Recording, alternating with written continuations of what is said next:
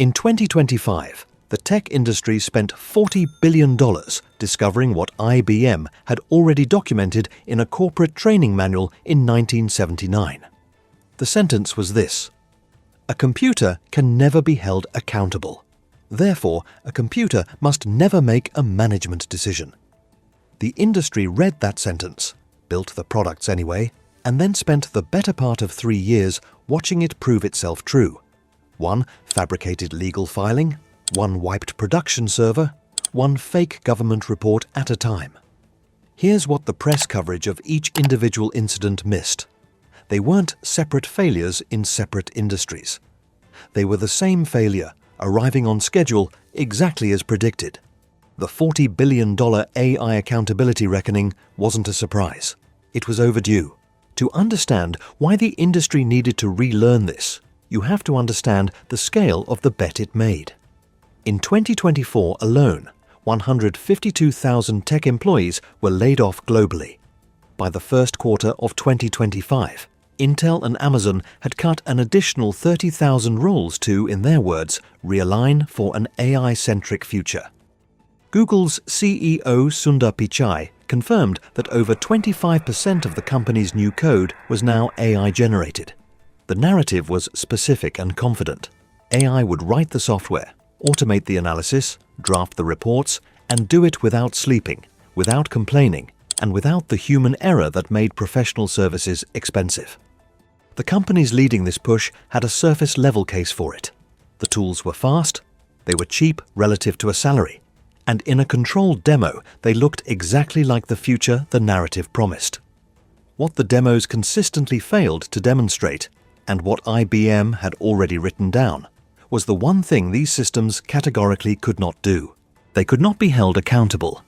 And for a while, in controlled environments and isolated tasks, that gap didn't seem to matter. The problem is that AI output doesn't stay in demos. Reports get submitted to clients, legal filings get presented to judges, code gets deployed to production. The moment an AI-generated output touches the real world, a government contract, a production server, a patient's imaging scan, it stops being an experiment and starts being a liability. And the liability every time had to be owned by a human being, because the machine could not.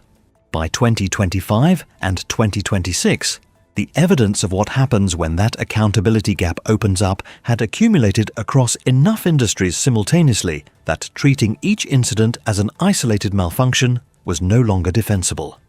There were too many incidents. They all looked the same. And they confirmed to the letter a sentence written in 1979. In software engineering, a developer asked an AI tool to clear a project cache. The AI misread a flag in the command, executed a recursive delete on the root directory, and wiped a 2-terabyte production drive in seconds. It did not ask for permission. It did not pause to verify. When asked about what happened, its response was, "I made a catastrophic error in judgment." An apology. But the drive was gone, and the AI was not going to restore it. In healthcare, where the FDA had cleared over 1,300 AI-enabled medical devices as of early 2026, adverse event reports were documenting what researchers were calling impactful hallucinations. AI-reconstructed imaging creating anatomical structures that did not exist in the patient's body. In one documented case, a surgeon accidentally punctured a patient's skull because the AI had confidently reported incorrect positioning of their instruments.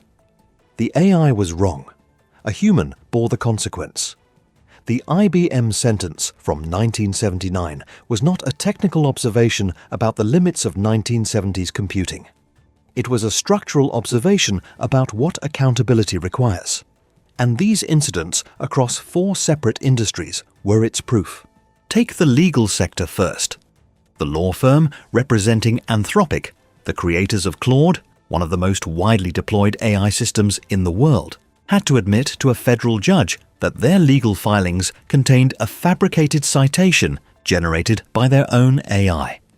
The company at the frontier of AI safety used AI to produce a document containing evidence it had invented. The AI generated the output. A named partner had to own the error. In professional consulting, Deloitte was forced to issue a refund to the Australian government after a $44,000 AI-generated report was found littered with fake citations and non-existent academic studies. The firm charged its rates. The AI did the writing. The government received a document that cited research which did not exist. But the 4 incidents above were the dramatic visible failures.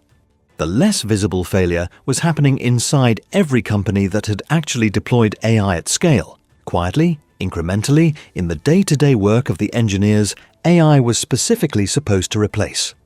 According to Veracode's 2025 Gen AI report, experienced engineers were now 19% slower when using AI tools than without them. They were spending an average of 11 hours a week correcting hallucinations, code that looked syntactically correct but contained logical failures that only a human with domain context could catch. Code Rabbit data showed that AI-generated pull requests contained an average of 10.8 issues, nearly double the 6.4 found in human-written code. The AI had not replaced the accountability burden. It had redistributed it from the machine, which could not carry it, to the engineer, who now carried both their original work and the machine's corrections. Experts at the NXT conclave began warning of what they called cognitive surrender, a state where managers stop exercising independent judgment and follow AI outputs blindly until the system produces a result too costly to ignore. The accountability gap wasn't being closed. It was being widened and staffed with humans who were being paid less to manage a workload that had increased. And then came the numbers that made the scale of the miscalculation undeniable. McKinsey's analysis found that 94% of companies that had deployed generative AI at scale had yet to see a single dollar of measurable return. The MIT Nandanda Center's Gen AI Divide report found that 95% of enterprise AI pilots, despite $40 billion in global investment, had failed to deliver measurable ROI. 2/3 of employers who had cut staff specifically to implement AI were already rehiring for those exact roles. 32% had reversed the layoffs within 6 months. And then the court documents arrived. Builder AI had raised $1.5 billion on the promise of fully autonomous AI. Bloomberg's reporting on the bankruptcy filings revealed the company had been using 700 human engineers in India to manually perform every task it had marketed as artificial intelligence. When the funding ran out to pay the engineers, the AI stopped working because, as the court documents made plain, it had never worked the way the company claimed. The accountability had been human from the beginning. The company had simply been routing it through a less visible time zone and calling it a machine. The industry had not discovered that AI was incapable. It had discovered that AI was incapable of one specific thing, the same specific thing IBM had identified in 1979, and that one thing turned out to be the thing every deployment eventually required. So here is where the $40 billion experiment has actually arrived. Not at the replacement of human judgment, but at the proof of its value. IBM wrote the sentence in 1979. The sentence was not a technical limitation of 1970s computing. It was a structural observation about what accountability requires. A named subject, an entity that can appear before a judge, issue a refund, be retrained, bear liability, and carry the consequence of a decision gone wrong. Software cannot do any of those things. It never could. The industries learning this loudest are not the ones that deployed too little AI. They are the ones that deployed the most, the fastest, while quietly offloading accountability onto a system that the 1979 IBM manual had already identified as incapable of carrying it. Call it the accountability bottleneck. It is the point in every AI-powered system where the output re-enters the world and a human has to stand behind it, whether they plan to or not. You can automate the code generation, the report drafting, the image reconstruction, but the moment the output matters, someone has to own it. The machine will not.